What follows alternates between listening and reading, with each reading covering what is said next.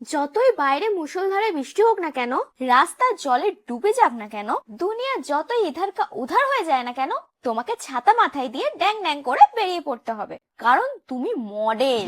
মডেলদের না শরীর খারাপ হতে আছে, না ওয়েদারের বাহানা দিতে আছে। যাই হোক, 7 সমুদ্র 13 নদী পার করে আমি ভিজতে ভিজতে বাড়ি থেকে বেরিয়ে স্টেশনে চলে গেছি। আর স্টেশনের রাস্তার হালাত কিছুটা এরকম ছিল। আমি ওয়ান পিস পরে গিয়েও আমার হাঁটু অব্দি পা পুরো ভিজে গেছিল।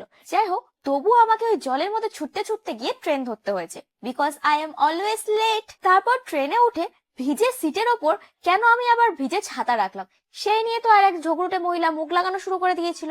দিনের শুরুটা এমনিতেই বৃষ্টির জন্য কাদা হয়ে গেছিল, আর তার উপর এই মহিলার বকবক জাস্ট অসহ্য লাগছিল।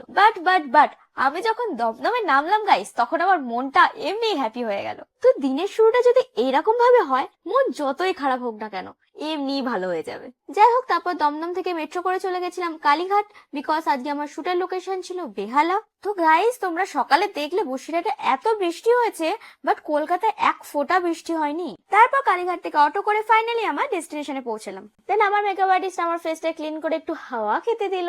আহা, মনের সুখে হাওয়া খেতে গিয়ে দেখো আমার মেকআপ আর্টিস্ট ঘুষি মেরে আমার চোখটা পুরো সাদা করে দিল। गजब बेइज्जती है।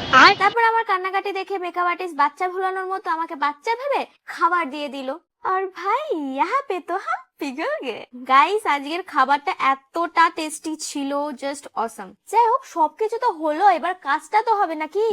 তাই আমার মেকআপ আর্টিস্ট আমার ফুল লুক কমপ্লিট করে জোর করে আমাকে ড্রেস পরিয়ে বসিয়ে দিল হেয়ার করার জন্য। তো গাইস, এই ছিল আজকে আমার ফুল লুক। বলো বলো কেমন লাগছে আমার এই লুকটা আজকে? জানি সুন্দর লাগছে, তোমরা না বললেও চলবে। মেকআপ আর্টিস্টটা ভালোই সাজিয়েছে, কি বলো তোমরা? তারপর কিছু বড়লক্স ধনী মডেলদের সাথে বসে একটু আড্ডা দিচ্ছিলাম, দেন চলে গেছিলাম লাইভের জন্য। আর এই দেখো দেখো দেখো, আমার মেকআপ আর্টিস্ট একটু নড়ে চড়ে আর এসে আমার শুধু হেয়ারটাই ঠিক করে। তো গাইস, লাইফে যাই কিছু হয়ে যাক না কেন, নিজেকে নিজেই এন্টারটেইন করতে হবে। দেন আমি শুটও করে নিয়েছিলাম, তারপরে মেকআপ রিমুভ করে বেরিয়ে গেছিলাম। আর গাইস, তোমরা কি জানো, ওই দিন ছিল উল্টো রথ। মনে মনে ভাবছিলাম আজকে আর জগন্নাথ দর্শন হলো না, কিন্তু তোমরা দেখো, রথ দেখতে বেড়াতে পারিনি উল্টো রথ, তাই আমাদের জগন্নাথ দর্শন হয়ে গেল সামনে।